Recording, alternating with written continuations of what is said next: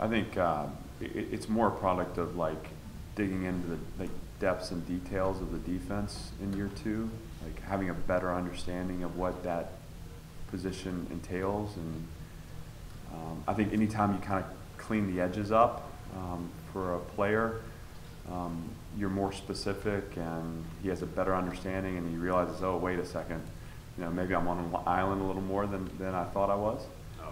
But we're always looking, obviously, to get those guys help, and that's something that we work through every day. I would say that I got a lot of confidence in that group, and that they've done a nice job. And in those situations where they are one-on-one, we're winning at a higher clip than we did last spring and fall. So that's exciting to see. Is that a technical improvement, or just guys maybe being more confident? No, I think it's a technical improvement. I think the skill set is the skill set, and they've had it. I think what Coach Light has done a good job of is just building a technical progression for them that they can rely on, and an eye progression that they can rely on. And when you can eliminate routes, as you go through your progression, inevitably it allows you to play things a little tighter. And so, I think that's gone through just from a teaching standpoint. The kids have bought into it. And I think it's allowing their skill set to come out at the point of attack. The safety position, it was no secret that was a struggle last year with, I think, you guys being more confident with the options you have back there. How much does that change what you can do as a coordinator when you're not worried about maybe protecting the back end? You can use it as more of an asset. I think it allows for us to get back to kind of the base level of the package. And I would say this to you too. It's not so much about it being a weak point last year as it is just, again, I think that position is challenging in this defense. And, those guys have a lot on their plate. And so it takes some time, and they need some time to be able to execute those responsibilities at a high level. And I think we're getting to that point. I don't think we're all the way there yet, but I do think we're not doing as much to adjust for the need for time to let them come along. I think we're allowed to get back into what is the base of the package, which is exciting. And last thing for me, BK's usage of safety-driven defense to talk about what you guys were in last year and moving forward. Could you put that in layman's terms? Exactly what does a safety-driven defense mean, and how is that maybe different from another style of defense? We just involve them more. They're involved more directly with fitting the run. They're involved in coverage at times, where they're isolated. It requires a hybrid kind of unique athleticism to execute at a high level at that position. I think that's what he's saying. Those guys through the core, and again, now that we defend, you have to defend all 11 every snap now. There's not you don't just rotate and let guys play zone coverage and vision and break off the quarterback. And the safeties a lot of times are the guys that are accounting for the RPOs. They're accounting for the quarterback run in given calls, and that makes it a safety-driven defense. Thanks. Clark, a couple of weeks ago, Coach Kelly said that he had talked to you about doing more rerouting with the defense. Can you speak to that? And because he said Coach Elko wasn't a big believer in that or didn't do a lot of that. What's the reality of all that? So I think anytime you are dealing with a removed receiver, you have a couple of ways. We have a couple of calls that changes our leverage on that removed receiver.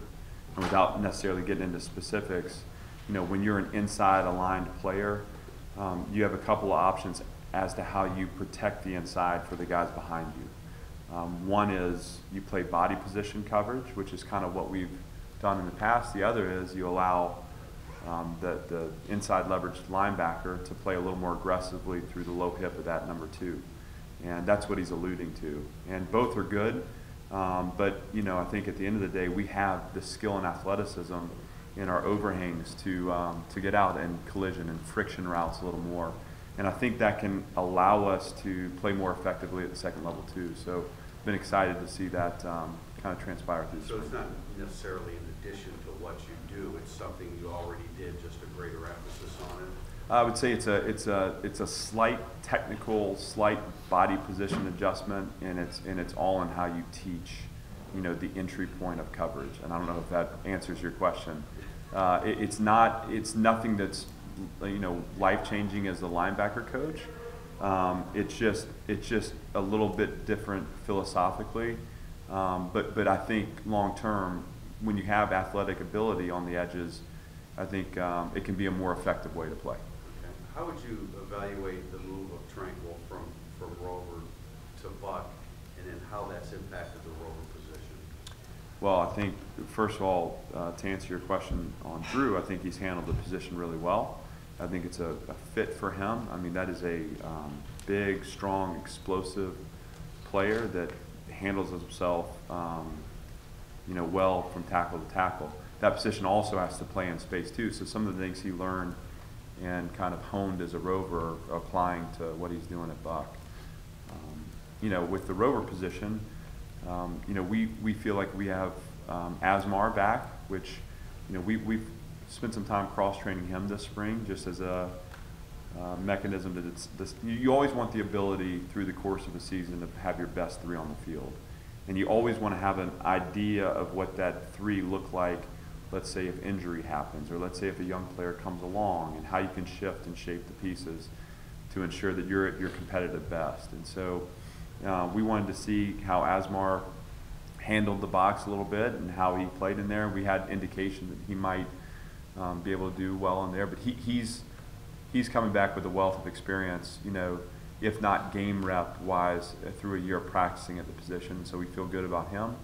And then, you know, between Jeremiah Owusu and Isaiah, you have two young guys that are learning and growing, but have had the chance to make some strides this spring. And so, you know, I don't know that I would say that depth chart is set yet. Like, I think we're still working on that, and I think we'll work through the fall on that. But I've been pleased with the strides that we've shown. Is there a pretty big, I mean, I'm just wondering how much competition Bilal is actually getting because the two guys behind him are so young. Yeah. At the end of the day, for me, my only responsibility is to put the most competitive 11 on the field. Now, all these guys will have a role. And so it's never, you know, just like we did last year, it was never one guy playing one position the entire game. But, you know, I think he has an edge from an experience standpoint right now, but that can be accounted for. At the end of the day, you know, we're just looking for, and there will be plenty of opportunity from now until game one to evaluate, you know, who is the most productive there. And that can change situationally too. You know, that position evolves as the offense you play against evolves. And so, you know, we're on a full-scale evaluation that way to say, hey, you know, who's the best in this situation, who's the best in that situation, who's the most productive in general, and that'll kind of set the course for how we set the day. Right, and of course in nickel, then that position is altered. Yes, yes, and that becomes more of a DB in nickel, and so you know, that enters another layer of the defense, so to speak. And Coleman working there, I mean, giving more size at the nickel along with Crawford. Yes, and obviously we think Sean does a great job, and you know, we identify you know, Nick as a guy that has a skill set that we think could be successful there, and part of that's size and coverage ability, and you know, he does some things that we think are good. It just, you know, it takes time for a player, whether they're in the front of their career or the end, they're still young in their football lives, to understand the intricacies of the different drops and the different. It's easy for Nick Coleman to go play man-to-man, or it's easy for Nick Coleman to blitz, you know, but can he drop as a width drop or as a curl flat drop, or on and on and on? Those are the things that he's got to work through, that, you know, the fundamental or foundational technical progression. Coach, talk a little bit about the move of Tillery to his new position, and how it benefits the defense, your defense, how it will benefit him long range. Well, I mean, Jerry is, you know, a dynamic, athletic defensive lineman, and in a lot of ways, you know, the three technique position is where you want to have your most disruptive and athletic. I mean, he's a guy that in pass rush can have an impact from that spot, not always drawing the double team, you know, having a little more one-on-one situationally from that position. And so, it's just a little better fit that way, I would say.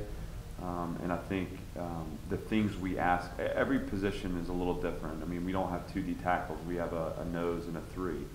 And so the things that we ask of those positions, it's not that he didn't do the nose position well.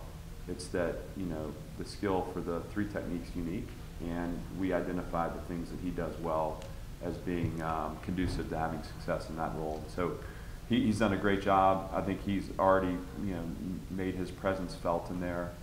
And it is different, and so I would imagine, work through the end of the spring to the summer, into fall camp, we'll see more strides. There'll be more room for growth there too. Beyond just Jerry, what have your impressions been of that defensive line this spring? I think Coach Ellison's done a great job. I think those guys are balled in. I think it's, probably from top to bottom, our most steady position group right now. I mean, they have good depth, they have experienced depth. A guy like Jameer Jones has stepped in and solidified that. Like, I think he's done a great job. I'm really excited for those guys. I mean, and they're excited. You can tell by the way they practice.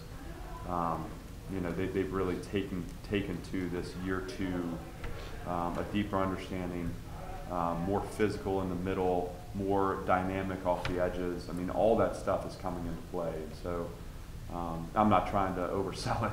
You always got to be careful there. But I do think that we feel good about where the front is, and we're excited to watch them continue to progress through the fall. What have your impressions been of Alohi? We've asked a lot of questions to a lot of people about him just because we didn't get to see him play last year. He was telling us, I guess, on Saturday just how difficult it was to not be able to play in the fall. Yeah. Alohi, first of all, he's a special kid,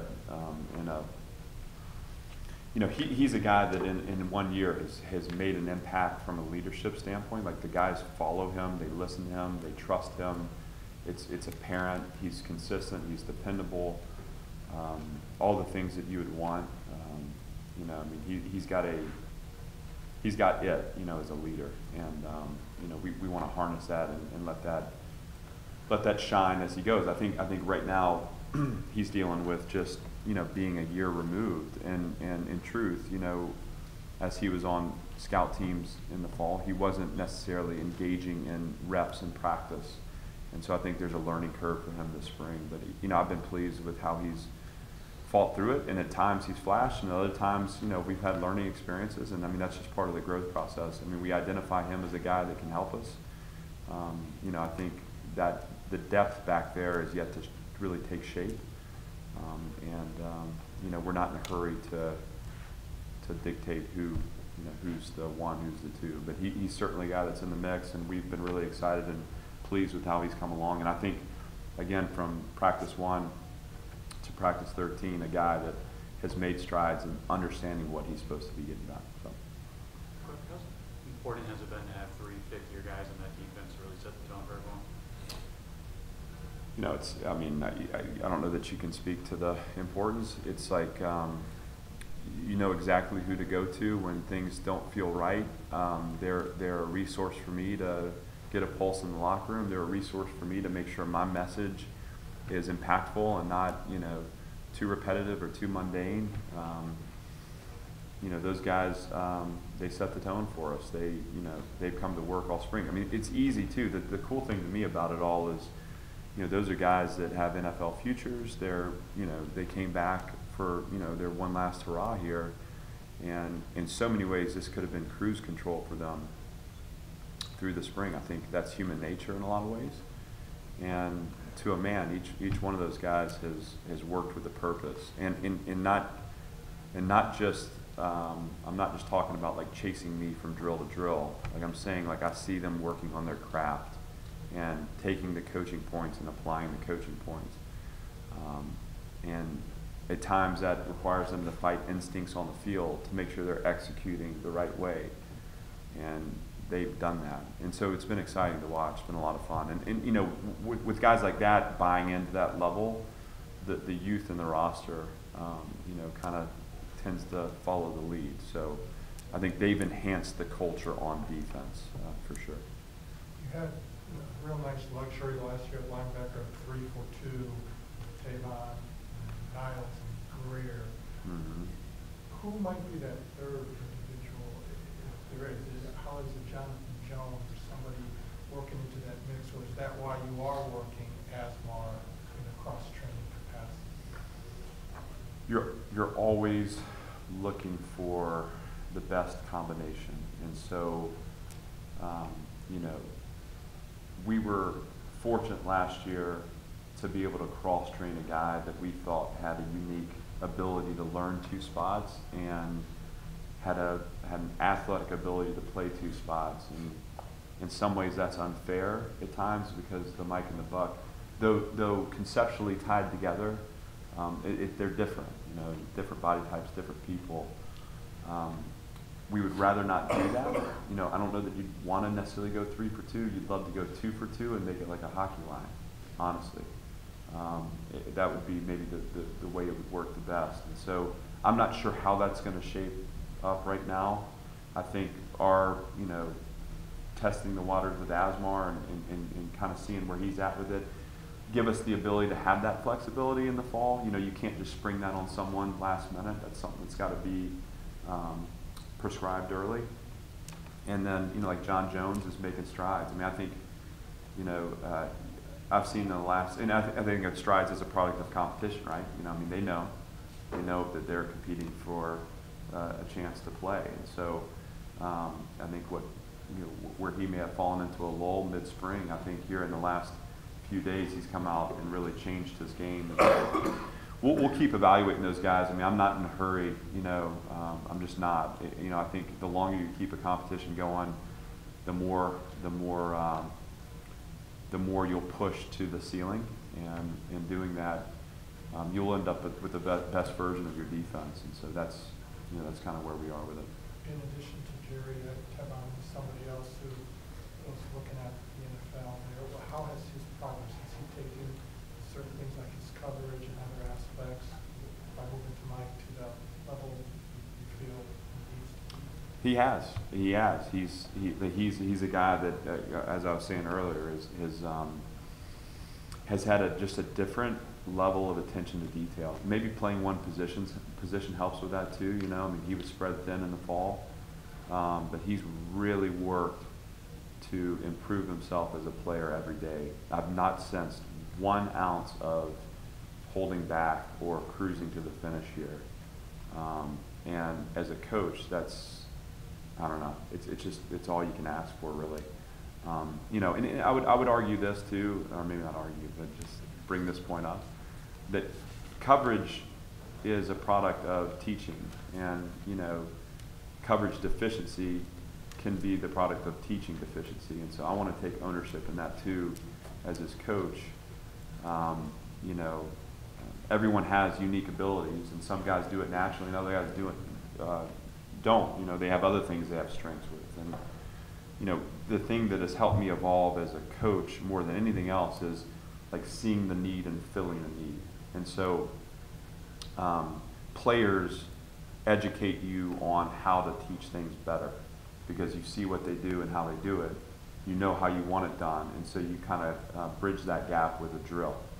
And I think that we've, as a unit, put a focus here in the end of spring on playing better in coverage, and as a result, we're seeing that play out, you know, in Skelly and in team periods, which has been exciting. So. And Jerry has been such an interesting, Jerry Tiller, unique individual, and kind of known for his globetrotting as much as his football. But how has he taken his gift to a much higher level? I mean, we've seen the improvement last year where he became a playmaker and pass rusher, but is that aspect been continued? Well, you know, I didn't get to see Jerry Tillery as a pass rusher as much last year, you know, being the linebacker coach. You know, I think he was in difficult positions in his pass rush by nature of the positions he was playing. And so I have seen a difference maker at times, you know, in that respect this spring. I think as a physical player, pad level player, you know, our half-line drills versus the offense, I mean, those guys are doing such a good job staying square and owning their gaps. And, you know, we ask for them to do various things movement-wise, and I don't know, it's just it's an across-the-board improvement. And I think again, and I would say the same with Tavon. What you're seeing, you see strides in a year, and I think that came from a philosophical change as a defense, how we work, how we go about our business. Coach Elson did a great job of gifting these guys a fundamental progression that changed them. They bought into it because that's the spirit of what we do. I know that may sound a little cheesy, but you gotta, that's what teams do, And so what you do then in 1 year of improvement, just by nature of the how, right? How you work. Year 2, you should compound that. Now, he may not have as far, right? So it may be subtle differences, a step here, a step there, right? How he places his hands or turns his toes or whatever those things are. But yeah, we've felt the buy-in to the detail and the attention to the detail, for sure. Clark, Drew was a bit of a playmaker at the rover position. Does that change the way you use him at the buck linebacker position, and are those same kind of opportunities there for him? Your first question, yes. You feel like you can do more with him in that role because you know what he's done to the field, and it's confined space over there, so and those are subtle things; they're not drastic, right? But I mean, as you craft defense, you recognize his skills. What was your second question?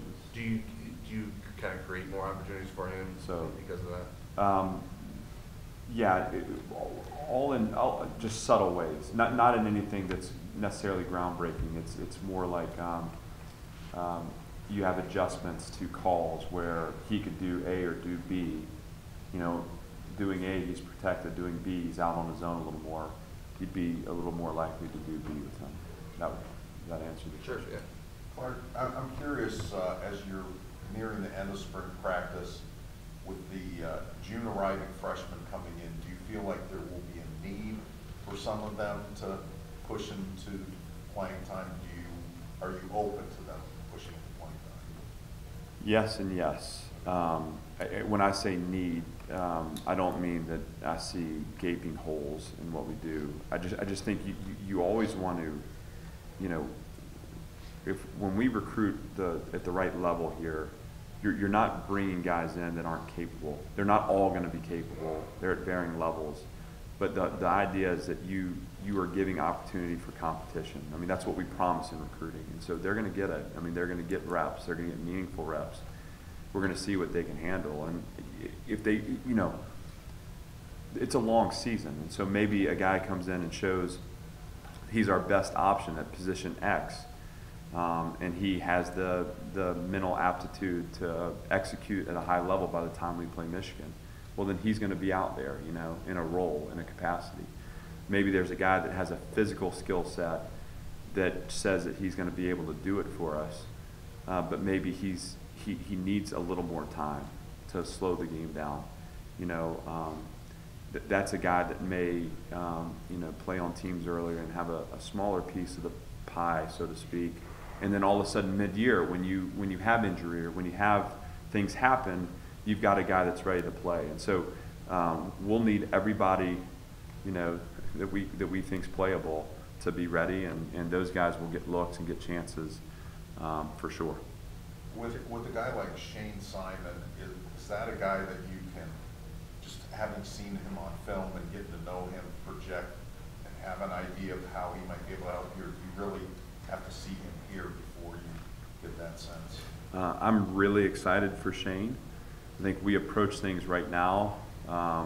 It's unfair to him to project what he will be able to do because there's just a lot that goes into that. And so as I am excited for him and I have a plan to execute with him in terms of when he arrives, I want to be surprised by what he's capable of helping us with this year. And if he proves himself capable, just like any of the other guys coming in, we will absolutely have a place for him. I know Kurt Heinisch wasn't in your position group last year. He had kind of a unique situation that he had to kind of overcome and help the football team at the same time. I'm curious, were you kind of tapped into that and just your thoughts on maybe how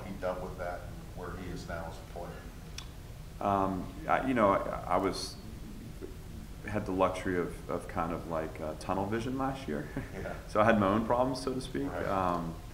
But you always are aware. I mean, look, nothing happens in a vacuum here. This is all, this is a human business. And it doesn't matter what position you coach, you get to know the players that are around you. And some of them you have deeper relationships with, but certainly Kurt's a guy that you walk past and you high five and you talk, how you doing, and maybe he's down and you try to pick him up. To answer your question about, how he handled it, or, I think he would probably tell you that at times he handled it really well and at times he didn't, and I think his performance was a product of that. And sometimes he was better than others, That's part of being young and that's part of battling adversity, and, we hope that he comes out of the spring a more consistent player. We think that he is, and he's got to continue to progress that way to help us win in the fall. Clark, you moved Jen Markey up a level. Do you feel his assets can be best utilized closer to the line of scrimmage, the snap of the ball? He is, Jordan is a dynamic player. He's a good football player. Obviously, we don't move a guy unless we identify things that we think, he brings to the table that will allow him to be successful. It's not something we're doing just to like throw paint at the wall. We've seen him play in a manner that we know he can handle the buck position. And I would argue that he's looked very natural there. It's not a shut door. You know what he can do for you at safety too, and so you're not looking to necessarily close your eyes to that possibility. But you have a short window here where you have a chance to get a look at somebody who makes you more athletic in the second level. I think we need to do it. You also have an eye on the future a little bit there with Frankel and Coney walking out after this season? I think you always have a mind for the future. Everything you do is first about the season, but also, always forward thinking. That's the only way you stay out in front of things. So, but as it pertains to what he's doing right now, the immediacy of him getting reps in there, that has to do with this fall. I'm not doing that for him to, if he were to stay in that role, for him to watch the game from the sideline. I want him to be able to contribute from that position, no different than he would at safety. Clark, with just a couple practices left, what's going to be on the top of the agenda post-spring with your defense? What's something that you're going to have to accomplish later in the spring with getting this defense where you want it? I think, the conversation we'll have tomorrow in setting that up, obviously we'll get through spring and we'll sit down with all the players and kind of give a state of the union here and where we think they are, where they think they are, how we need them to change, what we need them to enhance as individuals moving forward. But the thing that we need to do as a defensive unit is we need that leadership to shine from May through July. Right? Like we need those guys to take hold of the coaching and the technical progressions. We need to equip them with things they can do to enhance their workouts. Hey, 5 minutes of skill develop here and there. Hey, taking freshmen under their wings. When we do player run practices, that they're done in a manner that simulate what real practice is like. And I think in year 2, you can expect that. Year 1 is all learning experience. Year 2, I think we're going to default to that level. I don't know if that makes sense to you. And so the work that can be done from May through July, when again, it's humbling as a coach because you realize how important you are when you leave and you're recruiting or you go on vacation or you're doing high school camps. You come back in August and all of a sudden you're looking at a team that's totally transformed. It's in a different place than they were, and you realize that you had nothing to do with it. It was their leadership, their choices, and maybe you set the course. Maybe you give them the tools, but it'll be huge for us. So.